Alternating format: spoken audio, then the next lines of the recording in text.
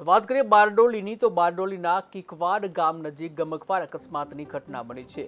વ્યારા તરફ જતા હાઈવે ઉપર આ ગમખ્વાર અકસ્માતની ઘટના બની છે, જેમાં બે ટ્રક સામસામે અથડાતા અકસ્માતની ઘટના બની હતી। અકસ્માત થતા ટ્રકનો ડ્રાઈવર કેબિનમાં ફસાયો હતો, ત્યારે ફાયર બ્રિગેડની ટીમ પણ ઘટના સ્થળે પહોંચી હતી।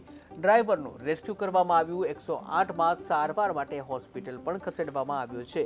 ત્યારે અકસ્માતના કારણે હાઈવે ઉપર ટ્રાફિક જામના દ્રશ્યો જોવા મળ્યા હતા, જ્યાં સ્થાનિક પોલીસ ઘટના સ્થળે પહોંચી અને ટ્રાફિક છે તેને ખુલ્લો કરવામાં આવ્યો હતો। ત્યારે વધુ એક અકસ્માતની ઘટના બની છે બારડોલીના કિકવાડ ગામ નજીક। આ ગમખ્વાર અકસ્માતની ઘટના બની હતી, જ્યાં બે ટ્રક સામસામે અથડાયા હતા। બે ટ્રક સામસામે અથડાતા અકસ્માત થયો હતો। ત્યારે અકસ્માતમાં ટ્રકનો ડ્રાઈવર છે કેબિનમાં ફસાયો હતો।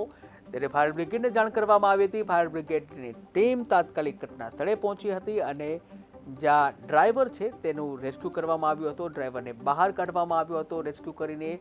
ત્યારબાદ 108ને જે એમ્બ્યુલન્સમાં તેને સારવાર માટે હોસ્પિટલ ખસેડવામાં આવ્યો હતો।